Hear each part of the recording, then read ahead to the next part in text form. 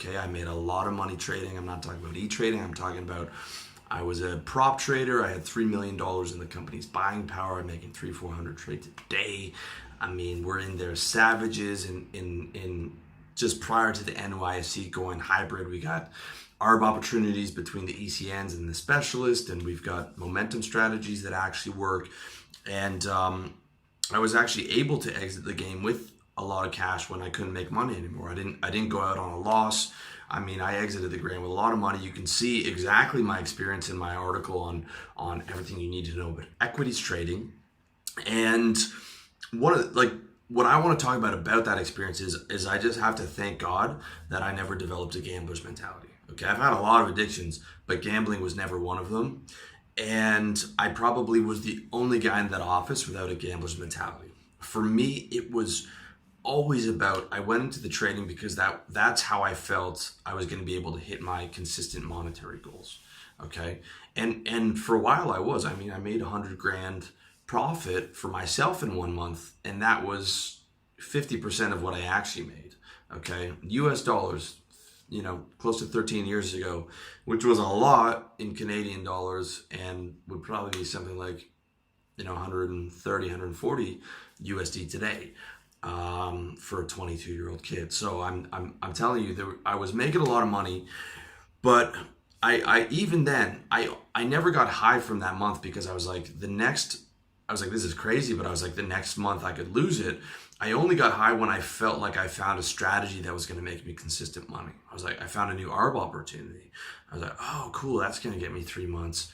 And even if I didn't make as much in those months, like even if I was only making 30 grand in those months, I was happy with that because I was like, all I need to do is this ARB strategy and I'm just going to run this out until it's gone. And I would get 3 or 4 months out of it or something like that.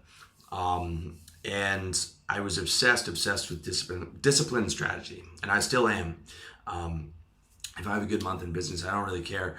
I care if I see some type of trend that's consistent, something that's going to consistently make me more money, not just some one-off. Okay. But once our arbitrage and momentum strategies or edges dried up, I tried for at least 6 months to build a trading system. Okay.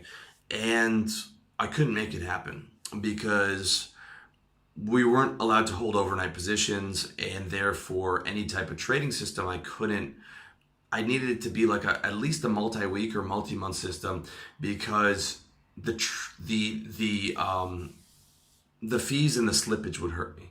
Okay, I don't know if you know what slippage is, but slippage is where you're looking at the chart patterns and you have to take because you won't be able to get out at the price you want, you're going to take a 3 or 4 cent loss on each side, and that slippage hurts you when you're trading every day, when you're doing intraday trading. But slippage on a 3-month trade where you have so much more room to work with, 3 cents here, 3 cents there is not a big deal. You understand? So, but of course, the liquidity that we had was based from the brokerage house, knowing that we had to be out of our positions every single day, and we couldn't take longer term positions. So, I could never get $3 million buying power.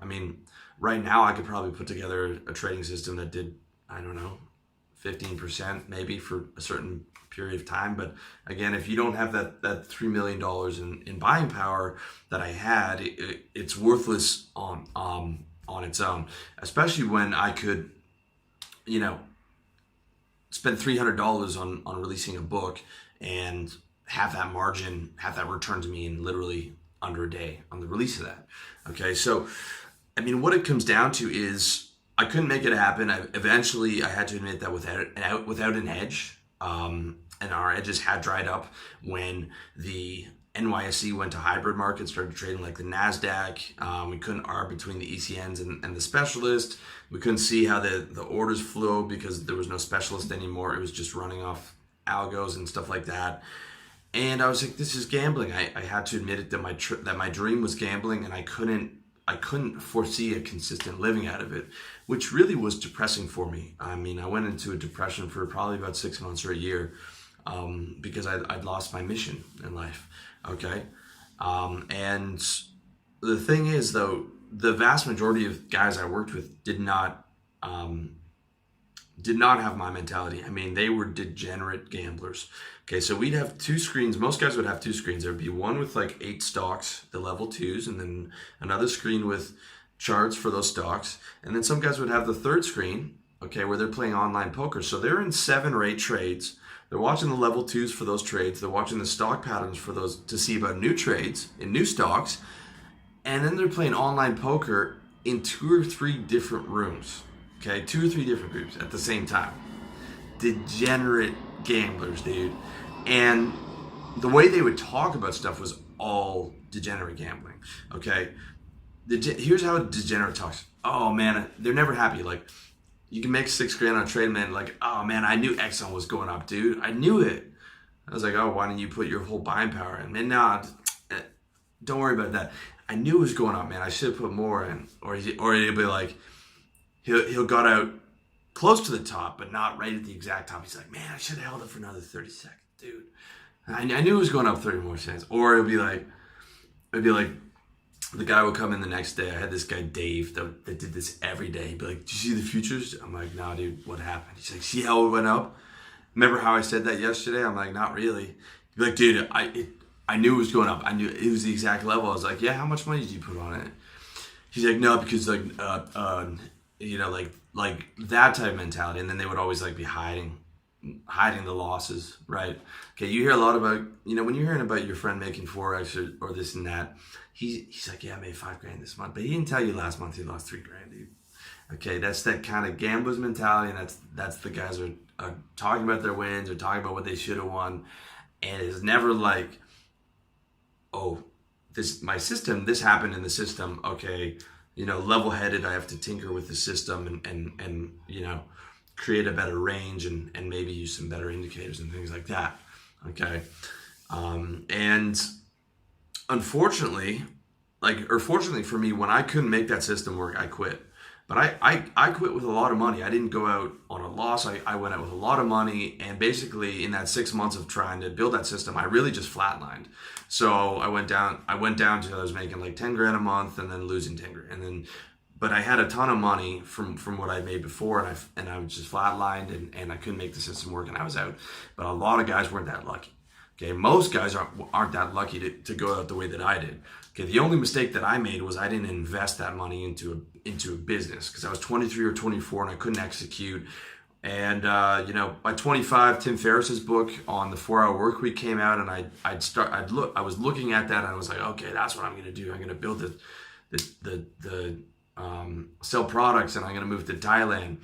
And but I had to learn C++ back in those days. I'm trying to learn code, and I'm just like, man, this isn't happening. And I didn't have the foresight to know to start a service business and get on the phone and all that stuff, because I was so spoiled by the amount of money that I made, and I didn't have the ability to execute. Okay, it took me almost a decade to actually get out to Thailand, where I'm now, to be talking to you guys and finding what my true mission is and what God's truly called me to do, which is this.